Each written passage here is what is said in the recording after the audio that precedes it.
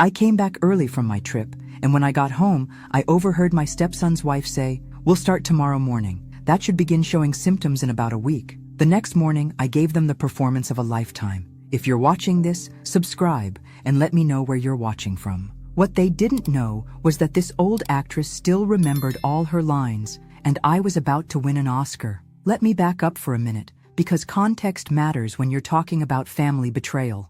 When I married Richard 30 years ago, we both brought children to the party. I had 7-year-old David. He had 3-year-old Jason, whose mother had abandoned them for a life of European adventures and pharmaceutical experiments. Together, we built Morrison Construction from nothing while raising 2 boys as our own. Richard died 10 years ago, leaving me the sole owner of a company now worth $50 million. Next week, I was planning to sell it and split the proceeds 3 ways: David, Jason, and me, each getting our fair share. Apparently, Jason had other ideas about what constituted fair. The flight from Toronto should have landed Sunday evening, but it was absolutely freezing there, the kind of cold that makes your bones ache. My older son David's wedding was beautiful. Watching him marry Sarah in that little chapel overlooking Lake Ontario reminded me that some people actually find their happily ever after, unlike some of us who spend decades raising other people's ungrateful offspring. But after 2 days of Canadian winter, I'd had enough of feeling like a human popsicle. I caught the Friday night red-eye instead, exhausted but happy to be heading back to civilized temperatures. The taxi dropped me off just past 11, and I noticed lights still on in my kitchen. Strange. Jason typically spent Friday nights at bars, burning through money faster than a teenager with their first credit card. I let myself in quietly, not wanting to wake them. Really? They were doing me such a generous favor by house-sitting. How thoughtful of my younger stepson to finally show interest in my property, though I was starting to suspect his interest wasn't purely architectural. The conversation from the kitchen made me freeze in the hallway. And let me tell you, 27 years of raising someone else's child, I thought I'd heard everything. I was wrong. "We'll start tomorrow morning," Megan was saying, casual as discussing the weather forecast. "That should begin showing symptoms in about a week or so." My blood turned to ice water. But also, and I'm not proud of this, part of me was almost impressed by the sheer audacity. Almost. And then what? Jason's voice, tight with the kind of nervousness that suggested this wasn't his first rodeo in the stupidity department. "She's forgetful already. It has to be documented. Otherwise, we can't get full guardianship." Guardianship. Well, that explained why Jason had suddenly developed an interest in my well-being. Nothing says loving family like systematic poisoning. What about David? When he finds out, David's in Canada now. By the time he figures out what's happening, it'll be too late. The company will be under our control, and we can sell it ourselves. All of it, not just 1/3. And there it was, 27 years of raising this boy, and his master plan was to drug me into submission so he could steal the entire company instead of accepting his fair share. I'd always known Jason wasn't the sharpest tool in the shed, but this was impressively dumb even for him. I crept closer, straining to hear more of their brilliant criminal mastermind discussion. What if she fights us? She won't. Trust me, by the end of the week, she'll be much more manageable. Manageable. Like I was a difficult pet they needed to tranquilize. But David gets 1/3 too. He'll know something's wrong when David will get nothing if there's nothing left to inherit. We sell the company, keep the money, and by the time anyone figures it out, we'll be long gone. Well, if they wanted a confused old woman, I'd give them the performance of their lives. After all, I'd been dealing with Jason's dramatics for nearly 3 decades. I knew exactly how to play to this particular audience. I opened the front door and closed it loudly. "Hello? Anyone home?" Rapid whispers from the kitchen. Then footsteps. Showtime. "Helen!" Megan appeared, all smiles and fake concern. The woman could have won awards for that performance if there were Oscars for Most Convincing Future Felon. "We didn't expect you back until Sunday. Came back early. Too cold." I rolled my suitcase across the floor, noting how Jason hung back in the kitchen doorway like a guilty teenager caught with stolen cookies. "Hope you two didn't get into too much trouble without adult supervision." "Of course not," Megan laughed, that tinkling sound she made when she was lying, which was approximately 90% of the time. "We've just been taking care of everything." "How was the wedding?" "Beautiful. David looks happy." I looked directly at Jason, who was doing his best impression of a deer in headlights. Really, genuinely happy. It's amazing what happens when someone finds a person who actually loves them for who they are. Jason shifted uncomfortably. "Good. Let him squirm." "That's great, Mom. I'm glad David's doing well." "Mom, he only called me that when he wanted something." Usually it was just Helen, and on particularly bad days, that woman Dad married. Yes, well, he's always been the responsible one. I smiled pleasantly. Speaking of which, I'm absolutely exhausted. Think I'll head straight to bed. Wait, Megan called, appearing with a glass of what looked like perfectly innocent warm milk, with cinnamon sprinkled on top. How domestic, how thoughtful, how absolutely dripping with pharmaceutical enhancements. I was now certain. I made you some warm milk. Thought it might help you sleep after all that traveling. I took it with both hands, letting them see how steady my grip was. For now, how thoughtful of you, dear. And then I did something that probably saved my life. I lifted the glass to my lips but didn't drink. Just let a tiny bit touch my mouth, and immediately tasted something that definitely wasn't cinnamon. Something bitter and chemical that made my lips go slightly numb. Holy hell. Whatever they were using wasn't some gentle sleep aid. This was industrial-strength stupidity juice. You know what? I said, lowering the glass.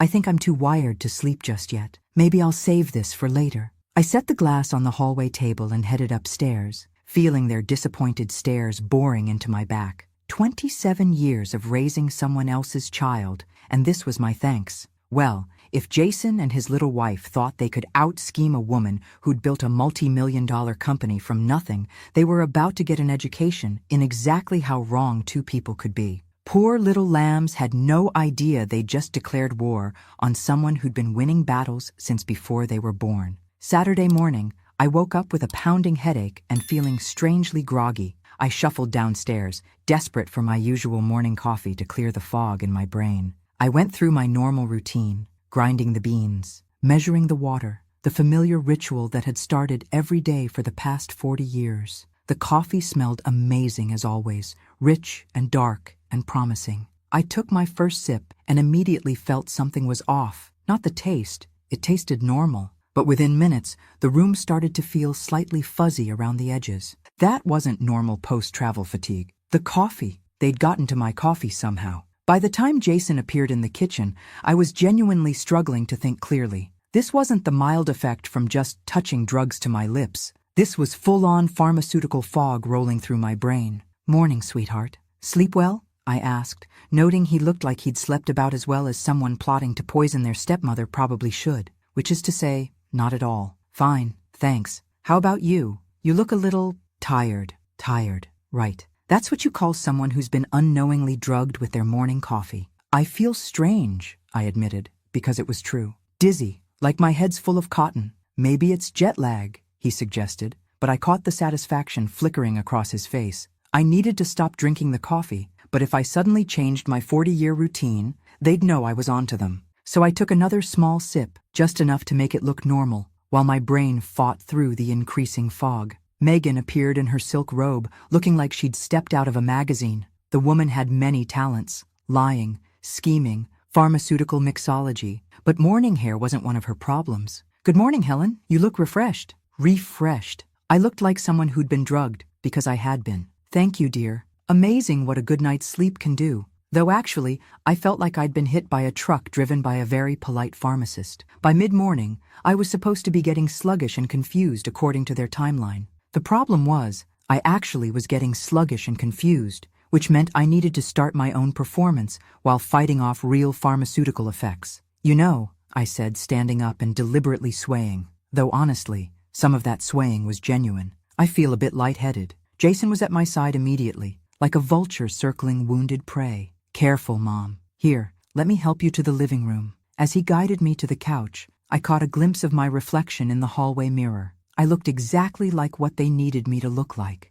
A woman who was slowly losing her grip on reality. The only problem was, this time it wasn't entirely an act. "This is so embarrassing," I said, settling onto the cushions. "I've never felt quite so scattered." "It's perfectly normal," Megan assured me with all the warmth of a funeral director. "Travel can be exhausting. Why don't you just rest here? We'll take care of everything." "We'll take care of everything," including making sure I consumed enough drugs to sign away my life's work. But here's the thing about underestimating someone. It only works if the person you're underestimating lets it work. And even with pharmaceutical fog clouding my judgment, I was still sharp enough to know I was in a fight for my life. Sunday morning brought a delightful development. They were getting bolder. And by bolder, I mean stupider, which was really saying something given their starting point. I came downstairs, moving carefully, partly because they expected me to be impaired, and partly because I actually was feeling the lingering effects of yesterday's coffee adventure. I'd managed to avoid drinking much of it, but even small amounts of whatever they were using packed a punch. Jason was waiting with what looked like a health smoothie, purple, thick, and smelling like berries with an undertone of industrial-grade brain fog. "Morning, Mom. I thought you might like something healthy today. You didn't eat much yesterday." "Because I was busy trying not to consume your poison buffet, genius." "That's very thoughtful, but I'm not really hungry. You need to keep your strength up. Just a few sips?" The way he was pushing it made alarm bells ring. This wasn't their usual subtle approach. This was desperation in a blender. "Maybe later. I think I need to sit down." I made it to the living room couch and let myself look appropriately wobbly. Jason followed, still carrying his pharmaceutical smoothie like a waiter at the world's worst restaurant. "Mom, I'm worried about you. You're getting worse." "I'm getting worse." According to whose metric? The metric of how successfully are we drugging our stepmother? Because by that measure, their coffee gambit had been more successful than they probably realized. "I think I should see a doctor," I said, because I was curious where this would lead. "Actually, we've already arranged that.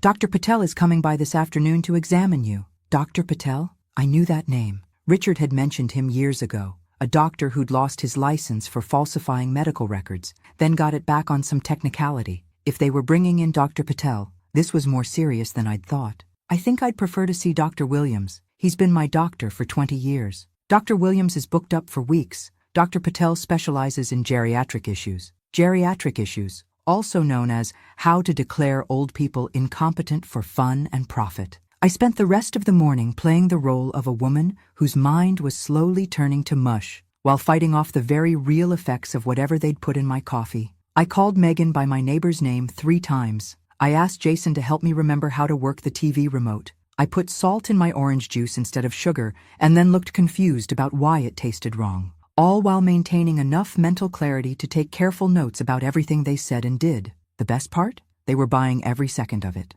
Watching them exchange those little looks of satisfaction was like watching 2 people congratulate themselves for successfully tricking a toddler into eating vegetables. Adorable, really. Around noon, I heard a car in the driveway. Through the window, I saw a thin man in a rumpled suit carrying what looked like a medical bag, but had all the gravitas of a briefcase full of forged documents. Dr. Patel, I presumed. Richard's old acquaintance who'd fallen from grace and was apparently now making house calls for creative medical evaluations. "Mom, the doctor's here," Jason announced. Like this was wonderful news instead of the next phase in Operation Fleece the Stepmother. What followed was the most amateur medical evaluation in the history of healthcare fraud. Dr. Patel asked me basic questions. What year it was, who was president, could I count backward from 100, while Jason and Megan hovered like stage parents at a particularly terrible audition. I answered everything correctly but slowly, with just enough hesitation to suggest confusion without seeming completely gone. It was a delicate balance. Too sharp, and they'd increase the dosage. Too far gone, and they might panic and escalate to more drastic measures. "Mrs. Morrison, I'm going to ask you to sign some papers. Just routine medical forms." He handed me a pen and a stack of documents. Even pretending to be confused, I could see these weren't medical forms. Words like conservatorship and power of attorney jumped out at me like neon signs. "I can't read these," I said, which was becoming less of a lie thanks to their chemistry experiments. "That's perfectly normal. Just sign at the bottom of each page. Just sign away your independence, old lady. Nothing to worry about." "I don't think I should sign anything right now," I said. "I can't think clearly." "Mom," Jason said, "Dr. Patel says these forms will help get you the care you need." The care I needed. Right. The kind of care that involved signing over my life's work to someone who thought drugging elderly people was a viable business strategy. "But I can't read them." "That's why we're here to help you," Megan added, with all the sincerity of a used car salesman. I looked around the room, at Jason and Megan hovering like vultures, at Dr. Patel sweating through his cheap suit, at the stack of papers that would make me a prisoner in my own life. And for the first time since this began, I let a little real fear show. Because honestly, even knowing it was mostly an act, even being aware of what they were trying to do, the situation was genuinely terrifying. "I'm scared," I said, and that part wasn't acting at all. "Don't worry," Jason said, patting my hand like I was a confused child. "We'll take care of everything. That's what I'm afraid of." Monday morning brought the first real test of my acting abilities. And let me tell you, After 3 days of pretending to be slowly losing my mind while actually fighting off real pharmaceutical effects, I was starting to understand why actors demand such ridiculous salaries. I came downstairs carrying a manila folder, looking appropriately befuddled. This was easy enough since I genuinely was tired from staying up half the night, planning my next moves, while pretending to sleep like a drugged invalid. I'd also made a crucial decision. No more coffee. Whatever they'd put in the grounds was too strong, and I needed my wits about me. I'd have to fake my morning routine somehow. Jason, sweetheart, I found these papers in my study, but I can't remember what they're for. I handed him the folder, watching his face as he opened it. Inside were the original incorporation documents for Morrison Construction, the company Richard and I had built from nothing 40 years ago. His eyes lit up like Christmas morning, which would have been touching if he weren't planning to steal it. These are just old business papers. Mom, nothing important. Nothing important. Right. Just the legal foundation of a $50 million company. But who's keeping track? Are you sure? I thought they might be something I need to sign. No, you don't need to worry about business stuff anymore. And there it was, the assumption that I was too far gone to understand my own company. The company I'd been running successfully for 10 years since Richard's death. But sure, Jason, please enlighten me about how construction businesses work. But isn't the company mine now? Since Richard died? The look that passed between Jason and Megan was priceless, like two people realizing they'd been caught stealing cookies by someone they thought was blind. Technically, yes, but Mom, you're not really in any condition to run a construction company. Technically, as if there were some other interpretation where I didn't actually own the business I'd been operating for a decade. I'm not? No. It's very complicated. Lots of regulations, financial decisions, employee management. Complicated. This from someone whose most complex business decision was usually beer or wine with dinner. So what should I do with it?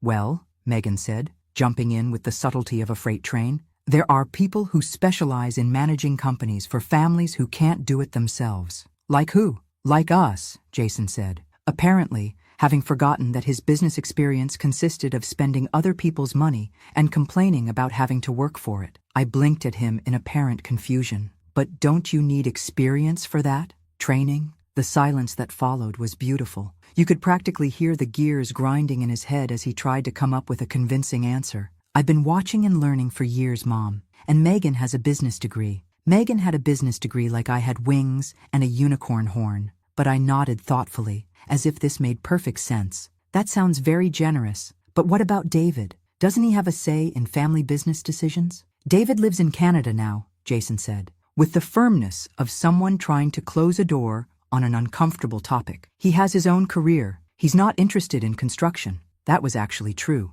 David was a successful architect and had never shown interest in the family business. But something told me he'd be very interested in preventing his younger brother from stealing it. I suppose that makes sense? I looked around the kitchen as if seeing it for the first time. Though I'm still confused about something. What's that? If I'm not competent to run my own company, how can I be competent to sign papers giving it to you? The silence that followed was so profound I could hear the refrigerator humming. Jason looked like someone had just asked him to explain quantum physics using interpretive dance. Megan's smile became so strained I was worried her face might crack. Well, she said finally, that's what lawyers are for. To make sure everything is done properly. Lawyers. Right. The same lawyers who would presumably be willing to notarize documents signed by someone who couldn't remember her own address. Lawyers? Are we getting lawyers involved? Just to make sure everything is legal and above board, Jason assured me, with all the sincerity of a politician promising lower taxes. That afternoon,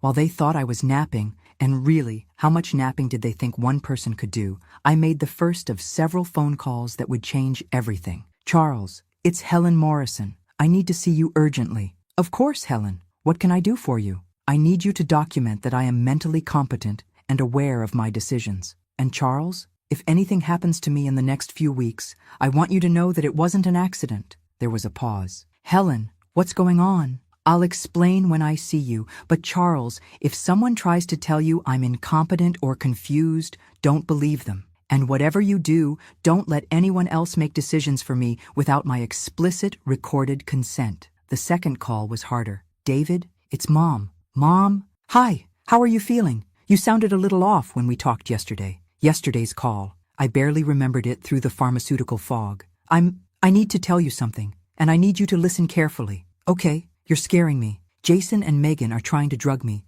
They want to have me declared incompetent so they can steal the company. Silence. Long, uncomfortable silence. Mom, that sounds... Are you sure you're feeling all right? David, I know how this sounds, but they've been putting something in my coffee. I heard them planning it Friday night. Maybe you misheard something. Jason wouldn't... David, please, I'm not confused. I'm not paranoid. I'm telling you that your brother is systematically poisoning me, and I need help. Another pause. Mom, when did you last see a doctor? He didn't believe me. My own son thought I was losing my mind. Never mind, I said quickly. I'm probably just tired. Forget I called. Mom, wait, but I hung up. If David wouldn't help me, I'd have to save myself. After I hung up, I sat in my study, looking out at the garden Richard and I had planted together 20 years ago. He'd always worried about Jason. Mark my words, Helen, he'd told me more than once. That boy has no backbone and too much entitlement. It's a dangerous combination. I'd always defended Jason, made excuses for his failures,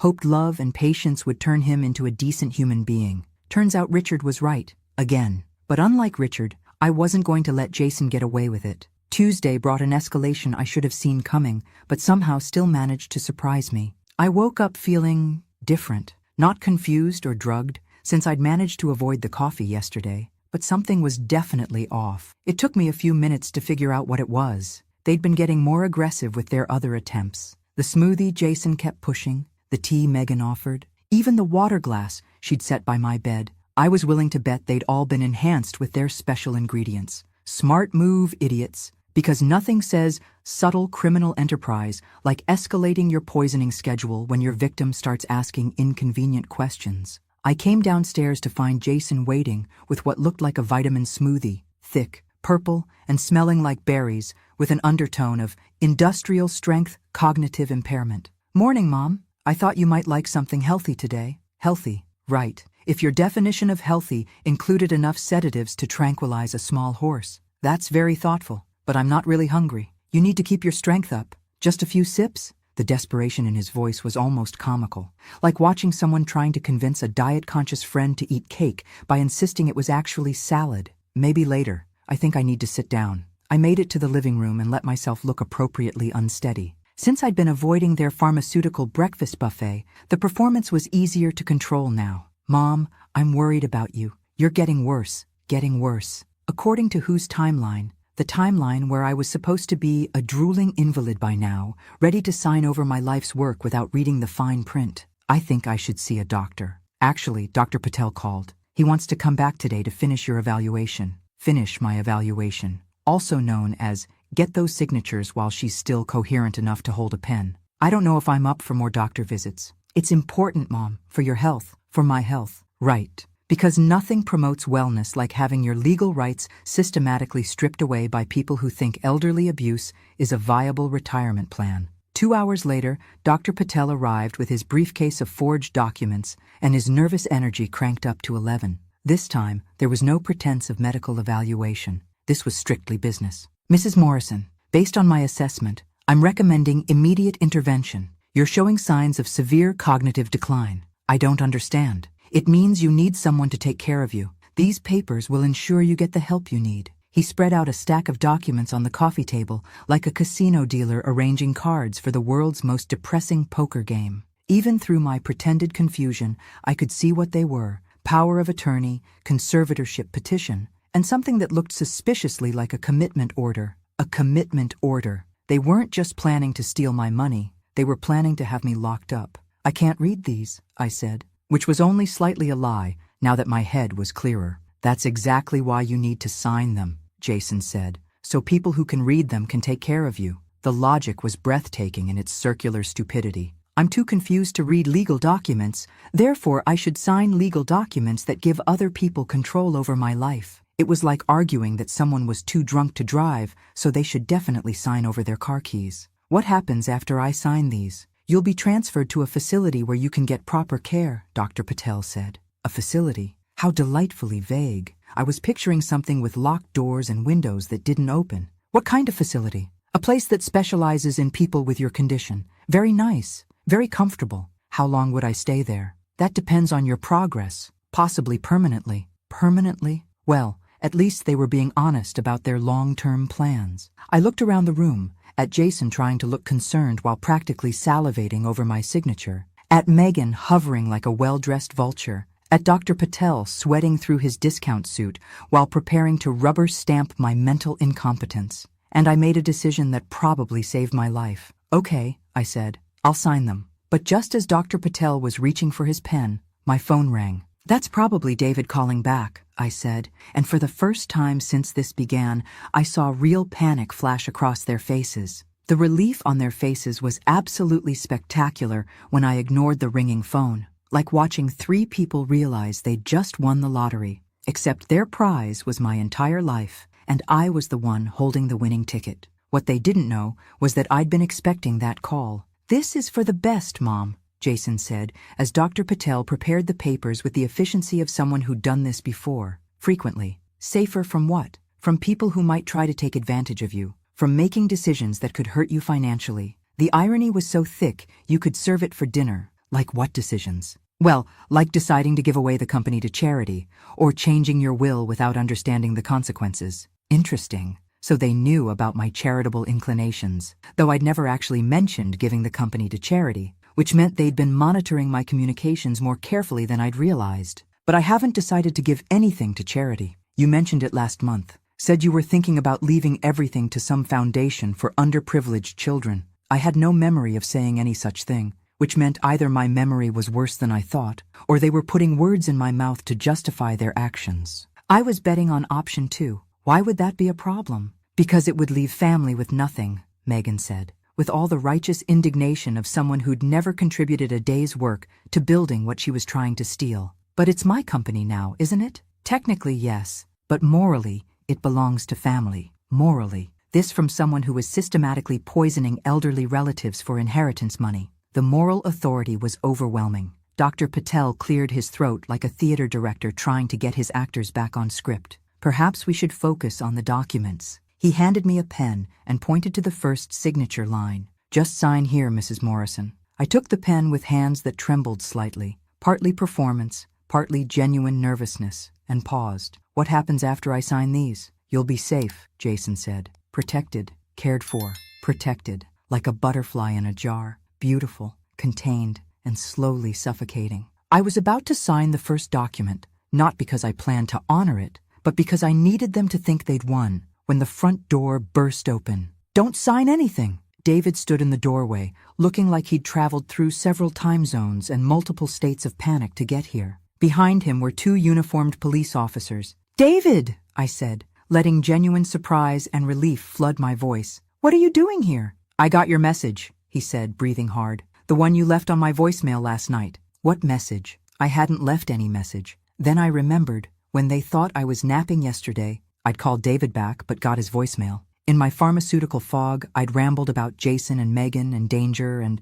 apparently I'd made more sense than I'd thought. "I caught the red eye," David continued, looking around the room and taking in the scene with sharp focus. "Called the police from the airport when I heard what you said about being drugged." The next few seconds were pure theater. Dr. Patel suddenly remembered he had another appointment. Funny how that works. Jason started babbling about misunderstandings and family disagreements with the coherence of someone speaking in tongues. Megan disappeared into the kitchen and returned with a suitcase, apparently planning to make a run for it like this was some kind of heist movie. And me? I sat on the couch, still holding that pen, and watched 27 years of resentment and entitlement finally catch up with my stepson. "Ma'am, are you Helen Morrison?" the first officer asked. "Yes. Your son called us from Toronto, said you were being held against your will and possibly drugged. Is that accurate?" I looked around the room, at David's worried face, at Jason's panicked expression, at Megan clutching her suitcase like a security blanket, at Dr. Patel, who was sweating through his suit like he was in a sauna. "Showtime." "Officer, for the past week these people have been drugging my food and drinks to make me appear mentally incompetent so they could steal my company." "That's not true," Jason protested with the conviction of someone who'd just been caught red-handed. "She's confused. She's been having episodes." "What kind of episodes?" the officer asked, pulling out his notepad like this was the most interesting thing he'd heard all week. "Memory loss, disorientation, difficulty with basic tasks." "And when did these episodes start?" "About a week ago." right around the time I came home early and overheard their master plan. What a coincidence. The officer made notes. Mrs. Morrison, do you have any evidence of these alleged drugging incidents? I reached into my bathrobe pocket and pulled out the small digital recorder I'd been carrying for 3 days. I've been recording conversations since Sunday. Would you like to hear them? The look on their faces was worth every moment of the past week's performance. Game, set, and match. What followed was the most entertaining hour I'd had in years. As the police listened to my recordings, Jason and Megan's story fell apart faster than a house of cards in a hurricane. We heard Jason discussing getting control before David finds out. We heard Megan talking about making me more cooperative and timeline pressures. We heard Dr. Patel coaching them on what symptoms to document and how to make the evaluation look legitimate. We heard Jason saying, if she won't sign willingly, we'll have to find another way. But the recording that really sealed their fate was from Tuesday morning, when they didn't know I was listening from the top of the stairs. She's getting suspicious, Megan's voice came through crystal clear. What if she refuses to sign? Then we go to plan B, Jason replied. Which is? Accidents happen to confused elderly people all the time, especially ones who wander around at night, maybe take too many pills, maybe fall downstairs. The silence in the room was deafening. Even the police officers looked shocked. By the time the recordings ended, Jason and Megan were in handcuffs, Dr. Patel was being questioned about his medical license, and I was being escorted to a real hospital for blood tests. Because apparently, even though I'd been successfully avoiding most of their pharmaceutical buffet, the coffee incident had left enough traces in my system to show up on tests. Mrs. Morrison, the emergency room doctor said, looking at my lab results with the expression of someone who just found something disturbing under a microscope. You have detectable levels of benzodiazepines in your bloodstream. Not high enough to be immediately dangerous, but significant enough to cause the symptoms you described. How long will it take to clear my system? A few days with proper hydration and rest. But Mrs. Morrison, the psychological impact of this kind of betrayal can take much longer to heal. I thought about that as David sat beside my hospital bed, holding my hand like I might disappear if he let go. I'm so sorry, Mom. I should have believed you immediately when you called. You came when I needed you. That's what matters. But if I hadn't listened to that voicemail, if I hadn't caught that flight, but you did, and now it's over. Except it wasn't quite over yet. There was still the matter of justice to consider. David, I need you to do something for me. Anything. I need you to make sure they pay for this. Not just legally, but completely. I want everyone to know what they tried to do. Mom, are you sure? The trial will be public. People will know that I survived an attempt to steal my life and my livelihood, and that I was smart enough to catch the people who tried to do it. I squeezed his hand. I'm not the victim in this story, David. I'm the woman who outsmarted 2 criminals who thought they could drug an elderly person into submission. What about the company? The company is yours now. All of it. Assuming you want it. What? Jason was right about one thing. I was planning to split it 3 ways. But after this week, I've realized something important. Some things should stay in the family. The right family. David was quiet for a long moment. I don't know anything about running a construction company. You'll learn. You're smart, honest, and you have something Jason never had. What's that? Integrity. Also, you've never tried to poison me for money, which really sets you apart in terms of qualifications. We both laughed, and for the first time in a week, it felt like the world was back on its proper axis. But I wasn't done with Jason and Megan yet. Not by a long shot. What followed was the most entertaining hour I'd had in years. As the police listened to my recordings, Jason and Megan's story fell apart faster than a house of cards in a hurricane. We heard Jason discussing getting control before David finds out. We heard Megan talking about making me more cooperative and timeline pressures. We heard Dr. Patel coaching them on what symptoms to document and how to make the evaluation look legitimate. We heard Jason saying, if she won't sign willingly, we'll have to find another way. But the recording that really sealed their fate was from Tuesday morning, when they didn't know I was listening from the top of the stairs. She's getting suspicious, Megan's voice came through crystal clear. What if she refuses to sign? Then we go to plan B, Jason replied. Which is, accidents happen to confused elderly people all the time, especially ones who wander around at night, maybe take too many pills, maybe fall downstairs. The silence in the room was deafening. Even the police officers looked shocked. By the time the recordings ended, Jason and Megan were in handcuffs, Dr. Patel was being questioned about his medical license, and I was being escorted to a real hospital for blood tests. Because apparently, even though I'd been successfully avoiding most of their pharmaceutical buffet, the coffee incident had left enough traces in my system to show up on tests. Mrs. Morrison, the emergency room doctor said, looking at my lab results with the expression of someone who'd just found something disturbing under a microscope. You have detectable levels of benzodiazepines in your bloodstream. Not high enough to be immediately dangerous, but significant enough to cause the symptoms you described. How long will it take to clear my system? A few days with proper hydration and rest. But Mrs. Morrison, the psychological impact of this kind of betrayal can take much longer to heal. I thought about that as David sat beside my hospital bed, holding my hand like I might disappear if he let go. I'm so sorry, Mom. I should have believed you immediately when you called. You came when I needed you. That's what matters. But if I hadn't listened to that voicemail, if I hadn't caught that flight, but you did, and now it's over. Except it wasn't quite over yet. There was still the matter of justice to consider. David, I need you to do something for me. Anything. I need you to make sure they pay for this. Not just legally, but completely.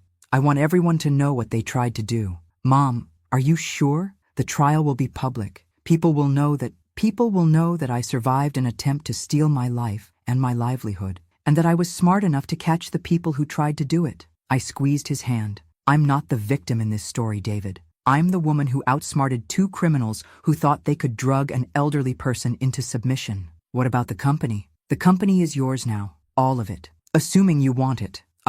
What? Jason was right about one thing. I was planning to split it 3 ways. But after this week, I've realized something important. Some things should stay in the family. The right family. David was quiet for a long moment. I don't know anything about running a construction company. You'll learn. You're smart, honest, and you have something Jason never had. What's that? Integrity. Also, you've never tried to poison me for money, which really sets you apart in terms of qualifications. We both laughed, and for the first time in a week, it felt like the world was back on its proper axis. But I wasn't done with Jason and Megan yet, not by a long shot. 3 months later, I stood in a courtroom wearing my best suit and my most satisfied expression, watching Jason get sentenced to 15 years for elder abuse, fraud, and attempted theft. Megan got 12 years. Dr. Patel, who turned out to be exactly what Richard had said, a doctor who'd lost his way and found it again in all the wrong places, lost his license permanently and got 5 years.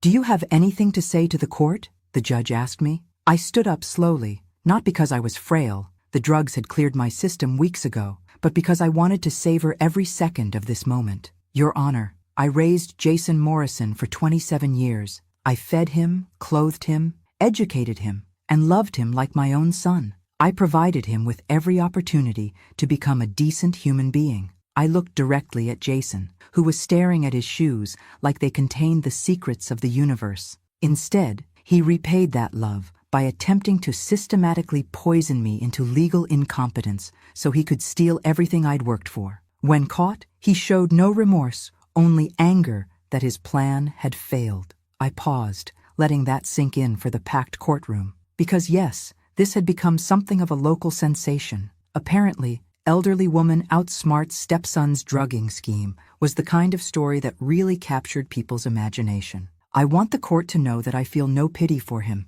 I feel no family loyalty towards someone who was willing to destroy my mind and my freedom for money. And I hope his sentence serves as a warning to anyone else who thinks elderly people are easy targets. The judge nodded approvingly. Thank you. Mrs. Morrison, your courage in documenting this abuse has ensured that these defendants can never victimize anyone else. Courage. I preferred to think of it as being too stubborn to die quietly, but courage worked too. After the sentencing, David and I went to lunch at my favorite restaurant, the same place where Richard and I used to celebrate business victories back when we were building the company from nothing. How does it feel? David asked. Like justice, I said simply. Though I have to admit, there's something deeply satisfying about watching people who thought they were so clever discover that they weren't nearly as smart as they believed. What happens now? Now I live. I help you transition into running the company. I travel somewhere warm, and I never, ever take family loyalty for granted again. And Jason? I thought about my stepson, who would spend the next 15 years learning what it felt like to have no control over his daily life, his food, his schedule, or his future. The irony was almost too perfect. Jason gets to experience exactly what he tried to do to me. The only difference is, he actually deserves it. That evening, I sat in my living room, my real living room, finally free of people who wanted to hurt me, and called Sarah, David's wife. "Helen, how are you doing?" "I'm perfect, dear, but I wanted to thank you again for encouraging David to listen to that voicemail." "Of course. Family protects family." "Yes," I agreed. "Real family does." Outside my window, the evening was settling into night, peaceful and quiet. Inside my house, I was finally completely safe. Jason had tried to steal my mind, my freedom, and my fortune. Instead, he'd given me something invaluable, the knowledge that I was strong enough, smart enough, and stubborn enough to save myself. And honestly, that was worth more than any inheritance he'd ever dreamed of. The trial lasted 2 weeks and was everything I'd hoped for. I testified for 3 hours, walking the jury through the entire ordeal from my unexpected return home to the moment of arrest.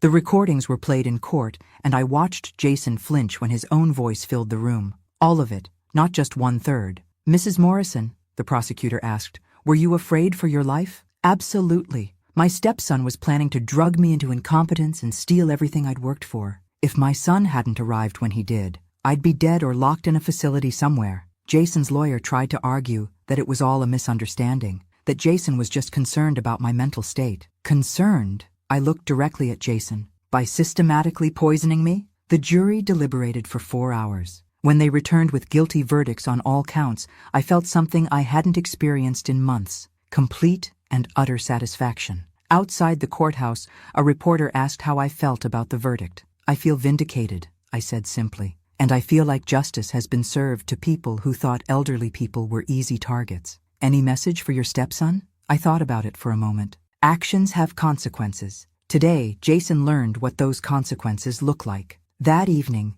David and I celebrated with dinner at the city's finest restaurant. His family had flown in from Toronto for the trial, and my grandchildren were staying with friends while we dealt with the legal aftermath. "What now?" Sarah asked. "What's next for you?" "Now I live," I said, raising my wine glass. "I travel somewhere warm. I spoil my grandchildren when they visit, and I enjoy every single day that Jason and Megan didn't manage to steal from me." "Any regrets?" David asked. "Just one. I regret that I spent 27 years trying to love someone who was planning to kill me for money. But that's in the past now," I smiled. "The future starts tomorrow." 3 months later, I stood in a courtroom wearing my best suit and my most satisfied expression, watching Jason get sentenced to 15 years for elder abuse, fraud, and attempted theft. Megan got 12 years. Dr. Patel, who turned out to be a real doctor who'd been supplementing his income with creative medical evaluations, lost his license and got 5 years. "Do you have anything to say to the court?"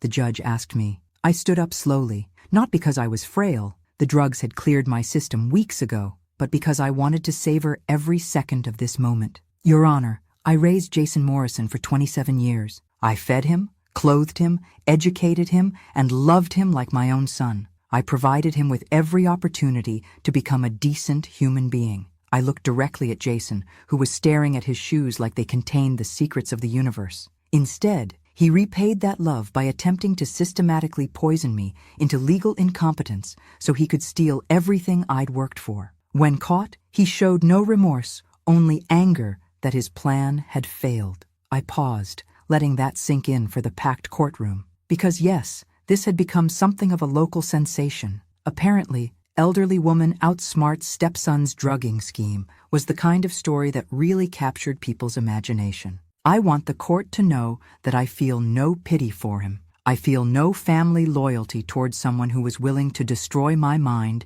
and my freedom for money. And I hope his sentence serves as a warning to anyone else who thinks elderly people are easy targets. The judge nodded approvingly. "Thank you, Mrs. Morrison. Your courage in documenting this abuse has ensured that these defendants can never victimize anyone else." Courage. I preferred to think of it as being too stubborn to die quietly, but courage worked too. After the sentencing, David and I went to lunch at my favorite restaurant, the same place where Richard and I used to celebrate business victories back when we were building the company from nothing. "How does it feel?" David asked. "Like justice," I said simply, though I have to admit, there's something deeply satisfying about watching people who thought they were so clever discover that they weren't nearly as smart as they believed. "What happens now?" "Now I live. I help you run the company. I travel somewhere warm, And I never ever take family loyalty for granted again. I raised my wine glass, and Jason gets to experience exactly what he tried to do to me, losing control of his entire life. The only difference is, he actually deserves it. That evening, I sat in my living room, my real living room, finally free of people who wanted to hurt me, and called Sarah, David's wife. "Helen, how are you doing?" "I'm perfect, dear. Absolutely perfect." "Good, because family protects family." "Yes," I agreed, looking around my house that was finally, completely mine again. "Real family does." Outside my window, outside, the evening was settling into night, peaceful and quiet. Inside my house, I was finally, completely safe. Jason had tried to steal my mind, my freedom, and my fortune. Instead, he'd given me something invaluable, the knowledge that I was strong enough, smart enough, and stubborn enough to save myself. And honestly, that was worth more than any inheritance he'd ever dreamed of. Some people think getting older means getting weaker. They're wrong. Sometimes it just means getting smarter, tougher, and a lot less willing to put up with other people's nonsense. Jason Morrison learned that the hard way, and frankly, he deserved every minute of it. Thanks for listening. Don't forget to subscribe and feel free to share your story in the comments. Your voice matters.